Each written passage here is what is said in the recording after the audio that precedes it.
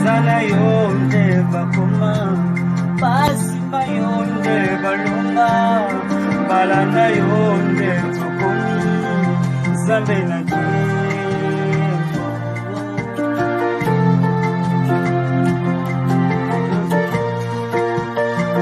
natielanga moyo yo butrepi melangai yo bongiselanga oyo mokili ebebisa ye yozongiselanga ya motu ya nakungisa ye ya na ngai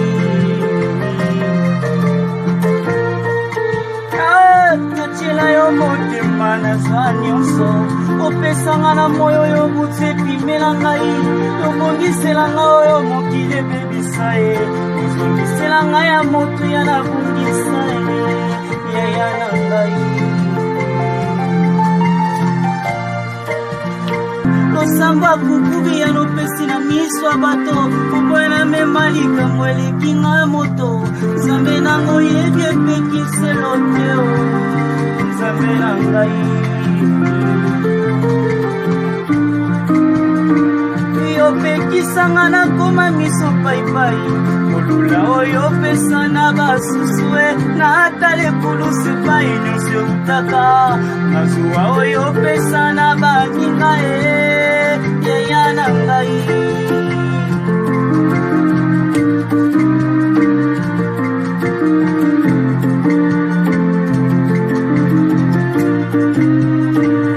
napesi nzela na motema eloba ye oyo nyonso ebombeli yo ti lelo yo liboso ya kiti ya ngolu na yo maloba ezanga te elingi yo nde ebongi esengi yo nde ekoki ya ozali mosantu baza na yo nde bakoka basima yo nde balonga tolanda yo lelo tokomi nzambe na nkembo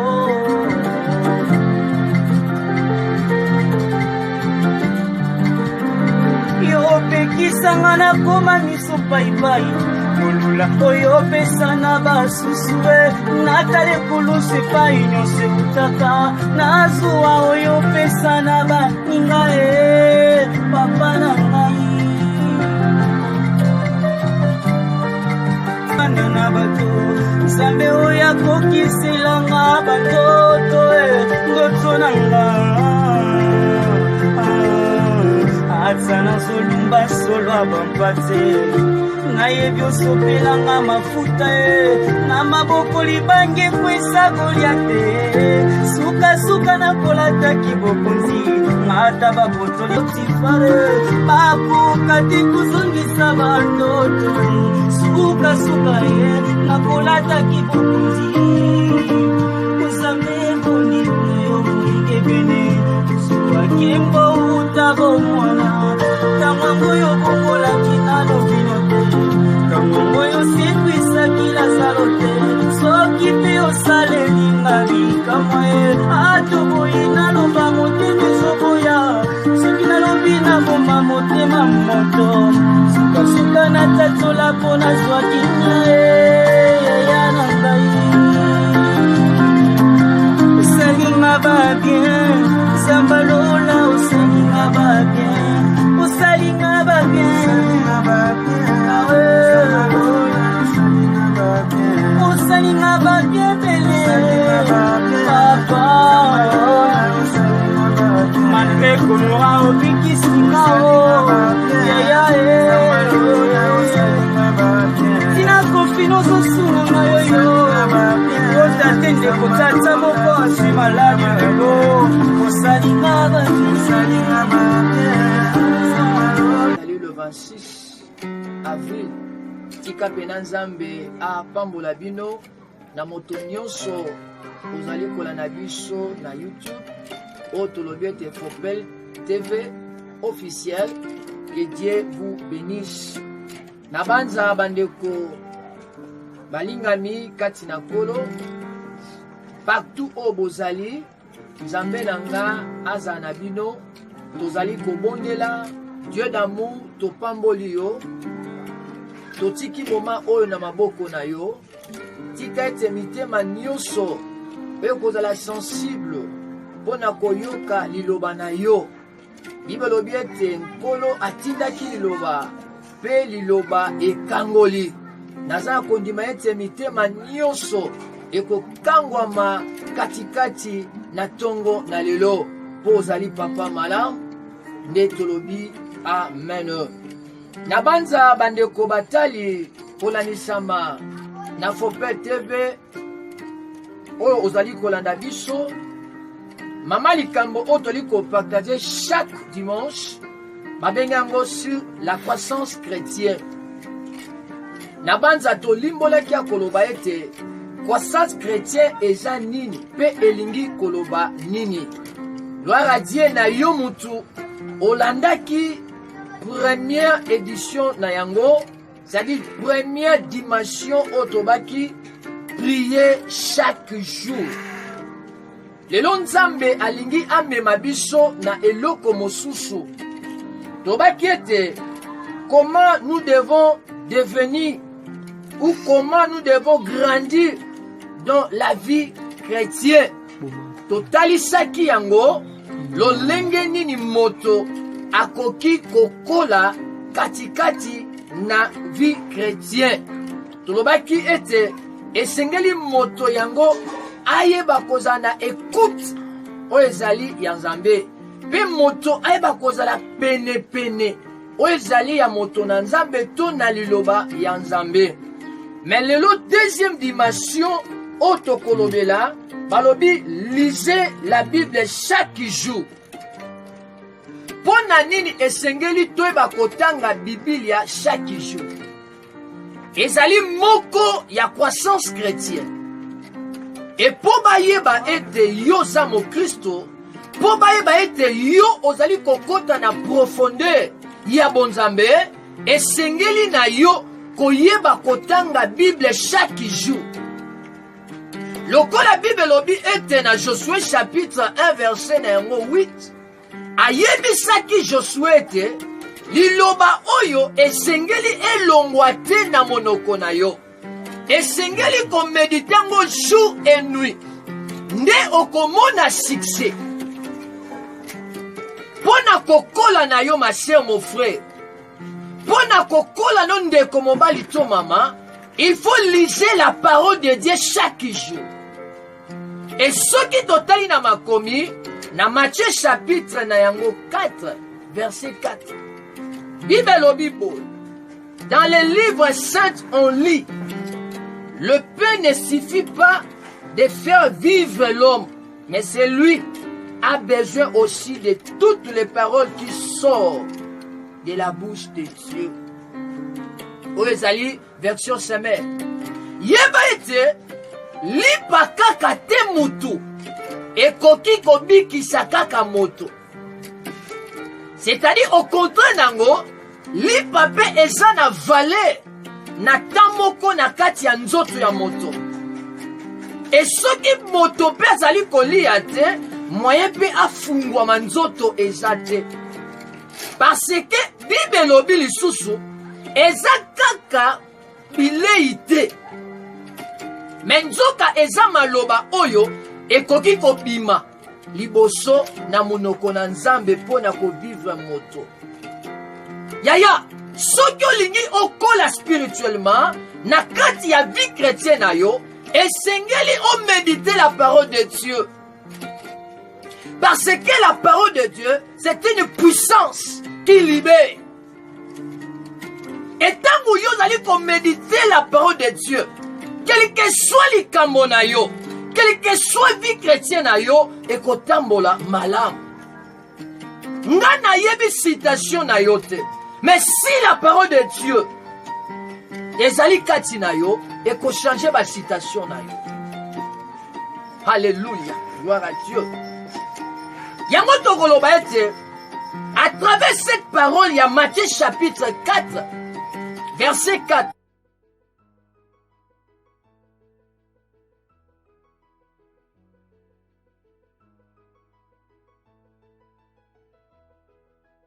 Verset 4. Qu'est-ce signifie? Parce que Bible lobi ete, eza kaka na bimbebo te. eza kaka na lipa te me kolandisama na liloba ya Nzambe nde mutu akovivre elingi koba nini. Nous avons, il y a 4 points. Et quand nous méditons la parole chaque jour, et sengeli to vivre succès, il y a 7 paroles na kati na bomoi na biso. Devant ma citation na yo, tango zali ko méditer la parole, Nzambe wana ko changer histoire na yo. Nzambe wana a ko changer évolution na yo. Pour azali Nzambe, est-ce qu'on médite à la parole de Dieu? Est-ce que autant qu'à la parole de Dieu? Yango à travers cette parole, na kati livre Matthieu chapitre 4 verset 4, ezali ko fungula biso 4 choses. Oyo Seigneur ko yeba ko retenir yango na kati ya bomoi na yo. Ya liboso pour agir fidèlement. Et quand nous méditons la parole de Dieu, yango ekotinda biso toyeba ko agir fidèlement katikati na bomoi na biso, fidèlement katikati na misala na biso, fidèlement katikati na foyer na biso, fidèlement katikati na misala nyonso oyo za kosala. Est-ce que oza fidèlement?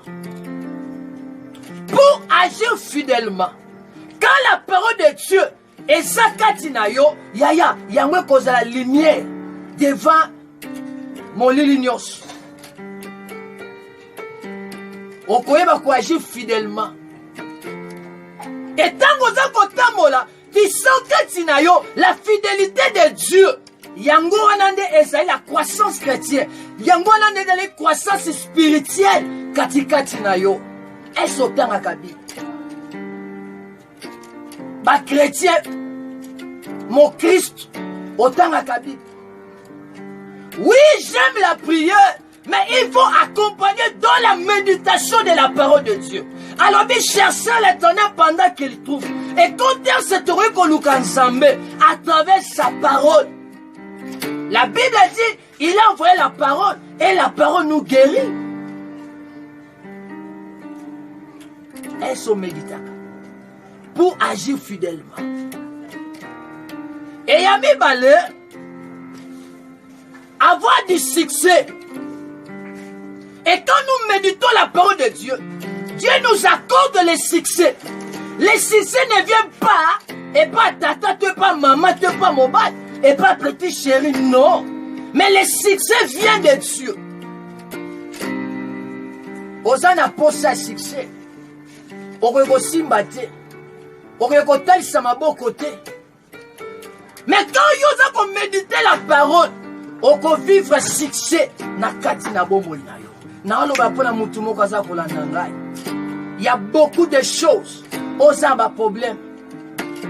Bazali komemo par-ci par-là. Mais naza kozwe bisayo zonga na kati ya parole de Dieu, okozwa succès.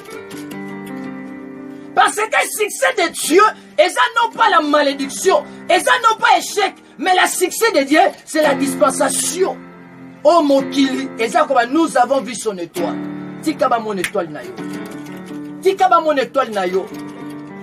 Problème vous déranger yo. Et ça kozango kaka la méditation. Nous devons lire la parole chaque jour. Yango wana de ekobikisa yo.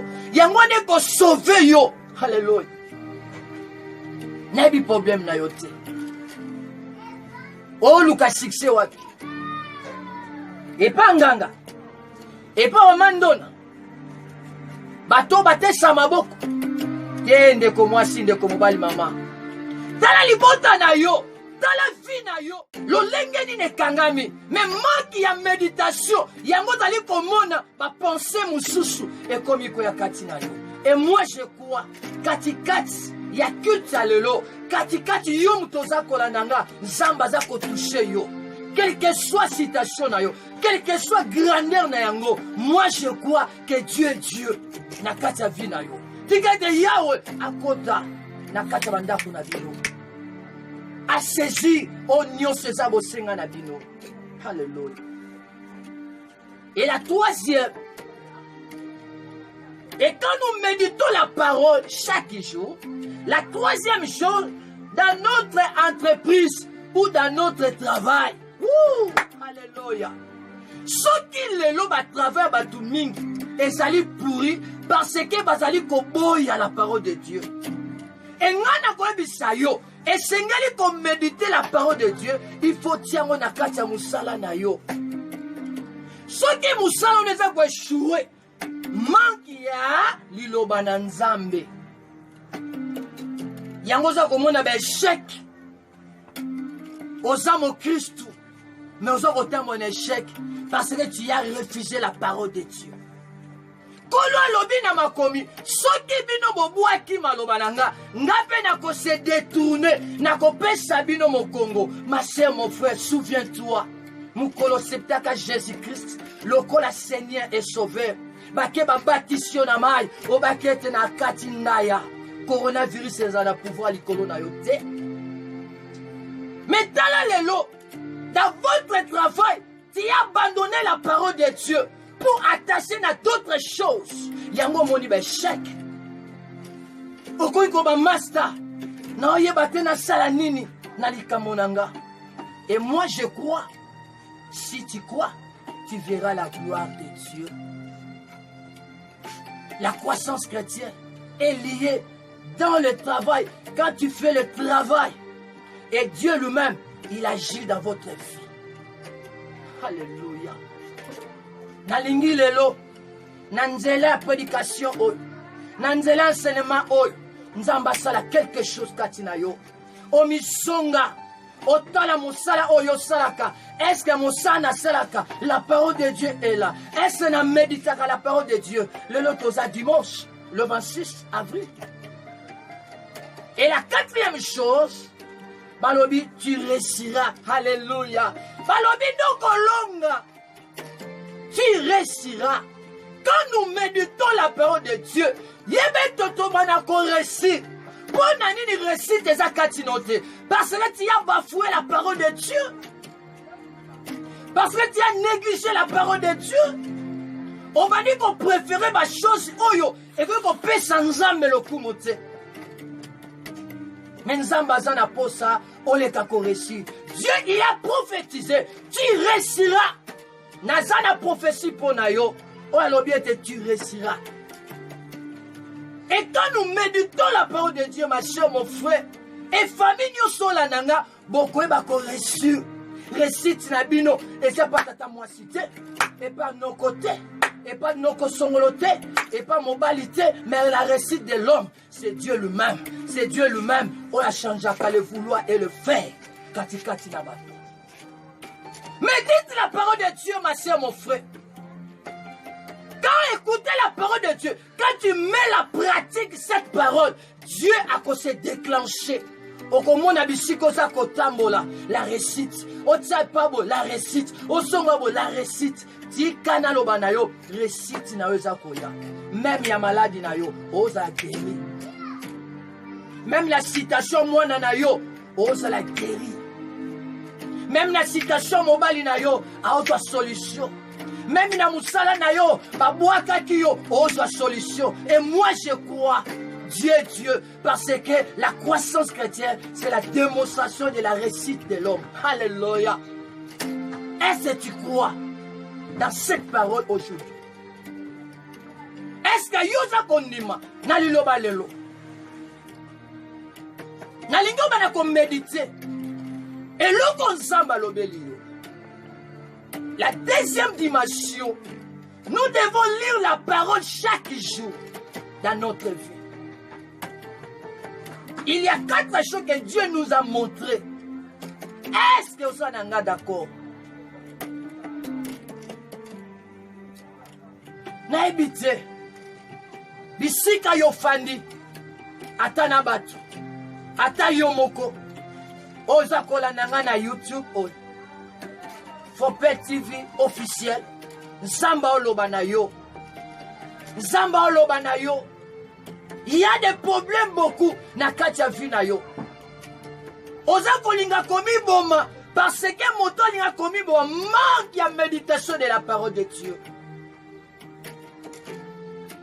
Alléluia. Bible obi Marc aleli. Abi Jésus, soko sala ka de konanga ba kufite. Il a réfléchi.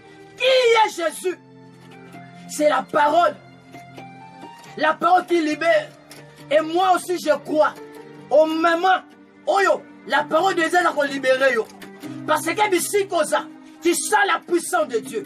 Tu sens la gloire de Dieu qui descend dans votre vie. Pour natangola yo, na likambo zanango. Yonda baba senti midiskola. Ola ba senti midispiki tu mai senti. Ma problème nyonso na mone pa na yo. Tika ke nzambe apesa yo solution. Apesa yo solution. Soko lala ki lamuka. Soko lala ki lamuka. Au nom de Jésus-Christ de Nazareth. Nangi na bondela. Pour que foi na yo ezala augmenter. Dieu d'amour. Na bonde pour la prédication. Yondo lobe libana na yo. À travers cette média. Il y a YouTube. Kolo motonani. Oya kolanda liloba oy. Motonani aza kolanda liloba oy. Tika etaza la saisie pour ta gloire. Gloire na yo. Et roumela likolo na ye. Et nazali ko senga. Quelles que soient les situations compliquées, tika ezo résolution. Au nom de Jésus-Christ de Nazareth, yamba kimia na yo, soit solution na yo, zala délivré, zala franchi, na makamunyo sete miliboso na yo. Lolenge Marthe aleleke pa Jésus, Yesu alobi, où es-tu? Montre-moi. Yabolo shike menespro tamaha. Yawa mone sika weza ko déranger yo. Alinga ressusciter likambo na yo. À cause yo olingi la parole de Dieu. Dieu merci. Ndengo guéri. Kozali papa maya. Na bondeli. Amen. Tobeteli masia maboko. Azali Nzambe. Merci Jésus. Tika Nzambe apambola yo. Mutoza kolanda biso chaque dimanche. Nakati ya YouTube Otolobi Propel TV officiel. Kolanda biso nakati ya ba écran na yo nyonso ezali wana. Oyo azali votre humble serviteur, le révérend prophète Jean Manzan Pin Eteko. Que Dieu vous bénisse. Si ikamboza kati na yo comment numéro zawana tokoyamba yo pour le coup na Nzambe tokutani moko na dimanche. Merci.